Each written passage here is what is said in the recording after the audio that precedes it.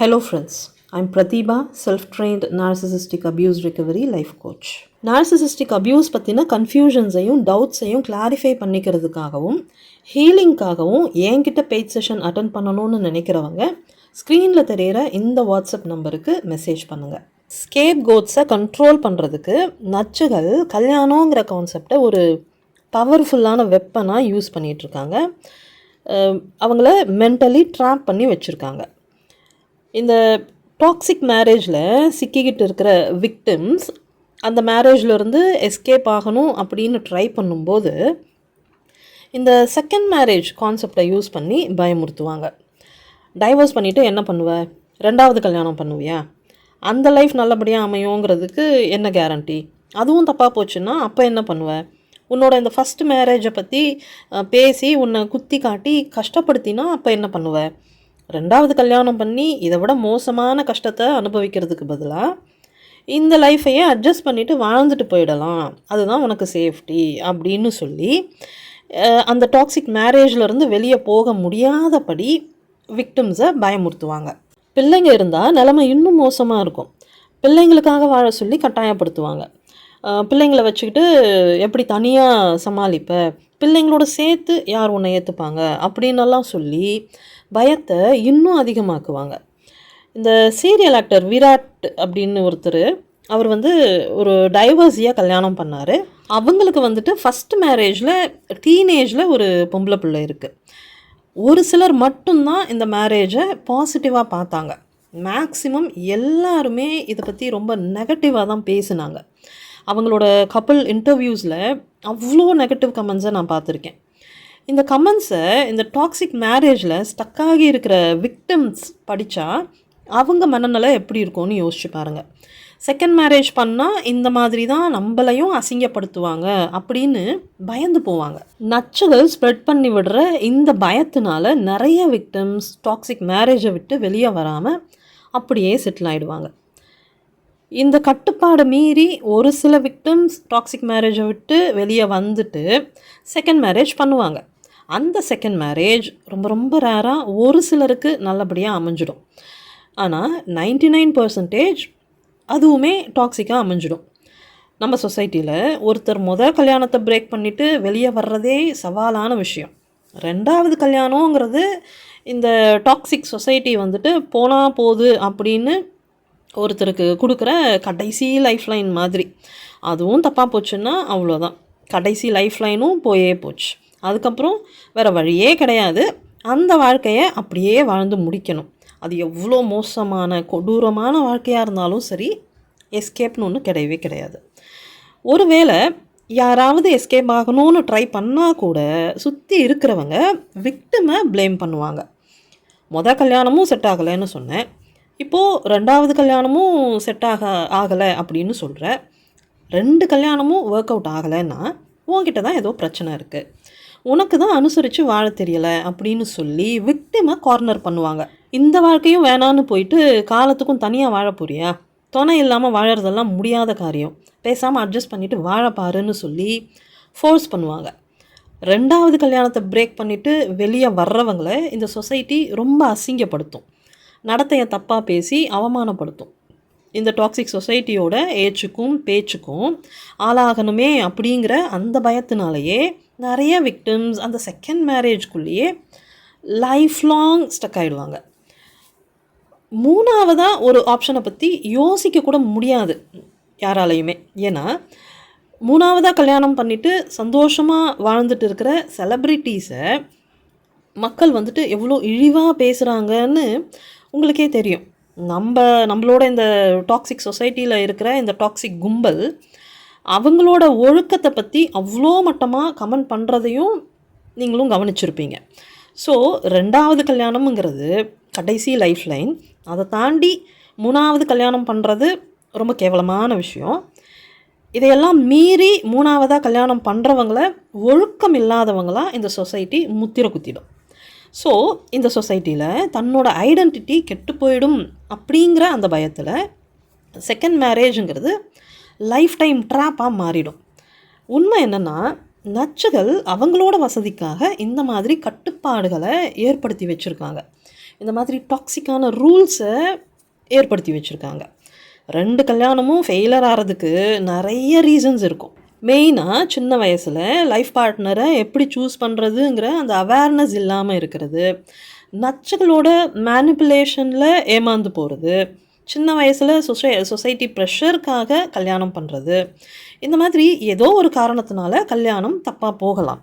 அதுக்காக அப்படி ஒரு தப்பான கல்யாணத்தில் சிக்கி இருக்கிற அந்த விக்டிமை மிரட்டி உருட்டி ட்ராப் பண்ணுறதுங்கிறது க்ரூயல்ட்டி.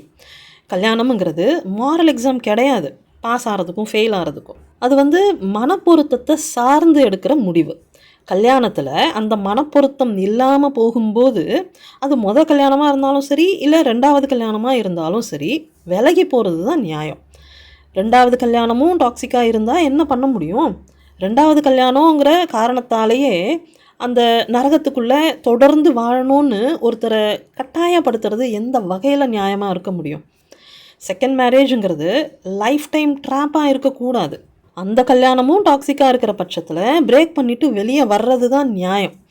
செகண்ட் மேரேஜை பிரேக் பண்ணக்கூடாதுன்னு சட்டம் சொல்லுதா? இல்லையே. நம்ம சேஃப்டிக்காக தான் இந்த சட்டத்தை உருவாக்கி வச்சுருக்காங்க. அந்த சட்டத்துக்கு உட்பட்டு அவங்களோட வாழ்க்கையை தீர்மானிச்சுக்கிற உரிமை எல்லாருக்குமே இருக்குது. 3வதாக கல்யாணம் பண்ணுறது தப்புன்னு சட்டத்தில் சொல்லியிருக்கா? அதுவும் கிடையாது. நம்மளோட கல்ச்சருக்கும் ட்ரெடிஷன்ஸ்க்கும் ஒத்து வராத ஒழுக்கக்கேடான விஷயங்களை சட்டமே அங்கீகரிக்காது. ஆனால் இந்த நச்சு கும்பல் இதையெல்லாம் ஒழுக்கக்கேடான விஷயமா முத்திரை கொத்தி வச்சுருக்காங்க. ஏன்னா விக்டிம்ஸ் டாக்ஸிக் மேரேஜஸில் இருந்து தப்பிச்சு போகிறதுக்கு துணிஞ்சிட்டாங்கன்னு வச்சுக்கோங்களேன். அப்புறம் அவங்களோட சர்வைவலுக்கும் சப்ளைக்கும் தட்டுப்பாடு வந்துடும் இல்லையா? ஸோ சட்டமே அங்கீகரிக்கிற ஒரு விஷயத்தை சொசைட்டியில் எல்லாரும் அக்செப்ட் பண்ணிவிட்டு நார்மலைஸ் பண்ணிட்டா எல்லா விக்டிம்ஸும் தைரியமாக இந்த டாக்ஸிக் மேரேஜஸை விட்டு வெளியே வந்து டைவர்ஸ் பண்ணிவிட்டு ஒரு நல்ல லைஃப் பார்ட்னரை சூஸ் பண்ணி ஹாப்பியாக வாழ ஆரம்பிப்பாங்க. அப்புறம் இந்த நச்சுகளோட கதி என்ன ஆகுது? அவங்களுக்கு காலத்துக்கும் சப்ளை வேணும்ல. அதனால் ஒழுக்கம் அப்படிங்கிற அந்த பயத்தை காட்டி விக்டிம்ஸை கண்ட்ரோல் பண்ணிக்கிட்டு இருக்காங்க. விக்டிம்ஸும் சட்டத்தோட அங்கீகாரத்தை விட இந்த டாக்ஸிக் கும்பலோட அங்கீகாரத்துக்கு தான் இம்பார்ட்டன்ஸ் கொடுக்குறாங்க. நச்சுகள் உருவாக்கி வச்சுருக்கிற இந்த டாக்ஸிக் ரூல்ஸோட ட்ராப்பில் விக்டிம்ஸ் மென்டலி ஸ்டக் ஆகி இருக்காங்க. சொசைட்டியில் இருக்கிற இந்த டாக்ஸிக் கும்பலை பொறுத்த வரைக்கும் ஸ்கேப் கோட்ஸ் தப்பிக்கவே கூடாது. அதுக்கேற்ற மாதிரி ரூல்ஸை செட் பண்ணி ஸ்கேப் கோட்ஸை ட்ராப் பண்ணி அவங்களோட சப்ளைக்கு தட்டுப்பாடு வராமல் பார்த்துக்கிறாங்க. இந்த மாதிரி ஒரு டாக்ஸிக்கான மேரேஜ்க்குள்ளே ஸ்கேப் கோட்ஸாக இருக்கிறவங்க எல்லாருமே புரிஞ்சுக்க வேண்டிய ஒரு விஷயம் என்னென்னா, கம்பேனியன்ஷிப்காக தான் இந்த கல்யாணம்ங்கிற கான்செப்டே உருவாகி இருக்குது. இந்த கல்யாணத்து மூலமாக சூஸ் பண்ணுற அந்த லைஃப் பார்ட்னர் ஒருத்தருக்கு ஒருத்தர் மாரல் சப்போர்ட்டாகவும் எமோஷ்னல் சப்போர்ட்டாகவும் இருக்கணும். ஆனால் இந்த டாக்ஸிக் சொசைட்டி இதையே ஒருத்தரோட ஸ்டேட்டஸாகவும் ஐடென்டிட்டியாகவும் மாற்றி வச்சுருக்கு. கல்யாணம் பண்ணால் மட்டும்தான் ஒருத்தரோட லைஃப் முழுமையடையோங்கிற மாதிரியும், கல்யாணம் பண்ணாமல் வாழறது ஏதோ பெரிய ஒரு ஐடென்டிட்டி லாஸ் மாதிரியும் ஒரு ஸ்டிக்மாவை க்ரியேட் பண்ணி வச்சுருக்கு. ஆக மொத்தம் கல்யாணம் பண்ணாமல் இருக்கிறதும் தப்பு, பண்ண கல்யாணத்தை விட்டு வெளியே வர்றதும் தப்பு. இந்த நச்சு கும்பலுக்கு ஃபேக்ட்ஸை பற்றியோ இல்லை சட்டத்தை பற்றியோ இல்லை ரியாலிட்டியை பற்றியோலாம் எந்த கவலையும் கிடையாது. அவங்களோட கவலையெல்லாம் அவங்களோட அந்த செல்ஃப் சென்ட்ரிக் நீட்ஸை பற்றி மட்டும்தான். அந்த செல்ஃப் சென்ட்ரிக் நீட்ஸுக்கான ஒரு சப்ளை சோர்ஸாக தான் அதுவும் அது ஒரு லைஃப் டைம் சப்ளை சோர்ஸாக இந்த கல்யாணம் அப்படிங்கிற விஷயத்தை பார்க்குறாங்க. அதனால் ஒருத்தரோட ஒழுக்கத்தோட இந்த கல்யாணத்தை சம்மந்தப்படுத்தி அதை ஒரு வெப்பனாக யூஸ் பண்ணுறாங்க. இந்த டிஸ்ஃபங்க்ஷனல் ஃபேமிலிஸில் கல்யாணம் எப்படி நடக்குதுங்கிறத பற்றி ஆல்ரெடி ஒரு வீடியோவில் நான் டீட்டெயில்டாக சொல்லியிருக்கேன். அரேஞ்ச்டு மேரேஜில் ஒரு டிஸ்ஃபங்க்ஷனல் ஃபேமிலி இன்னொரு டிஸ்ஃபங்க்ஷனல் ஃபேமிலி கூட தான் கனெக்ட் ஆவாங்க. லவ் மேரேஜ்லேயும் அன்ஹெல்தி பேட்டர்னோடு இருக்கிற அந்த விக்டிம்ஸ் நார்சிசிஸ்டோட மேனிப்புலேஷனில் மாட்டிப்பாங்க. இந்த மாதிரி நடக்கிற மேரேஜ் பெயின்ஃபுல்லாக இருக்கிற பட்சத்தில் ஒரு சில விக்டிம்ஸ் டைவர்ஸ் பண்ணிவிட்டு செகண்ட் மேரேஜ்குள்ளே போவாங்க. ஃபஸ்ட்டு மேரேஜில் என்ன தப்பு நடந்துச்சு, ஏன் ஃபெயிலர் ஆச்சு அப்படிங்கிற அவேர்னஸ் இல்லாமல் செகண்ட் மேரேஜ்குள்ளே போகும்போது மறுபடியும் அதே பேட்டர்னில் போய் சிக்கிப்பாங்க. ஃபஸ்ட்டு மேரேஜ் ஃபெயிலர் ஆனதுக்கான ரீசன் தெரிஞ்சும் அந்த ட்ராமாலேருந்து ஹீல் ஆகாமல் மென்டலி ஸ்டேபிள் ஆகாமல் செகண்ட் மேரேஜ்குள்ளே போகும்போது மறுபடியும் அதே பேட்டர்னில் போய் சிக்குவாங்க.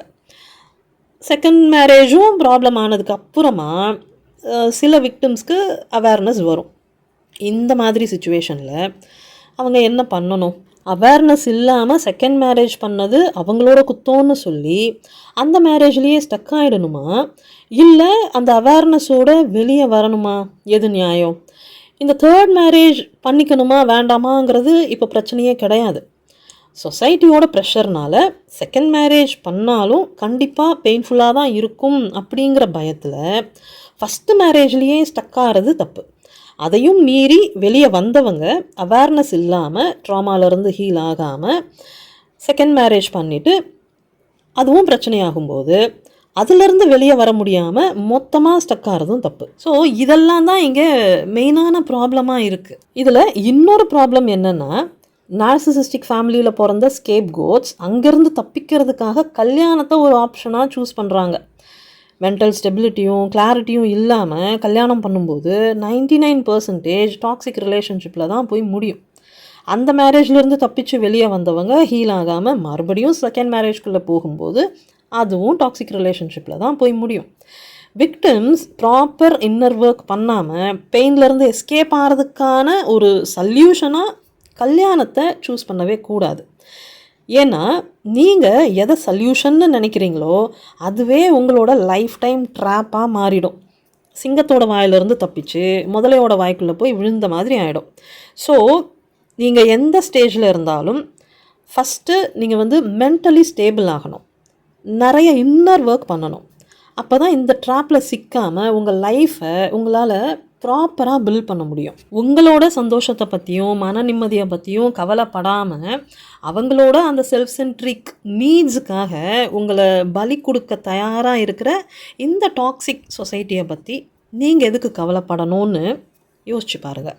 இவங்களுக்கெல்லாம் பயந்துக்கிட்டு நீங்கள் எதுக்காக இந்த நரகத்துக்குள்ளே தொடர்ந்து வாழணும் அப்படிங்கிறத பற்றியும் யோசிச்சு பாருங்கள். உங்களோட மென்டல் ஸ்டெபிலிட்டிக்காகவும் ஹீலிங்காகவும் என்கிட்ட பெய்டு லைஃப் கோச்சிங் செஷன்ஸ் எடுத்துக்கணும்னு நினைக்கிறவங்க ஸ்க்ரீனில் தெரிகிற இந்த வாட்ஸ்அப் நம்பருக்கு மெசேஜ் பண்ணுங்கள். பத்திரமா இருங்க, பாதுகாப்பாக இருங்க, விழிப்புணர்வோடு இருங்க, சந்தோஷமாக இருங்க. Bye friends.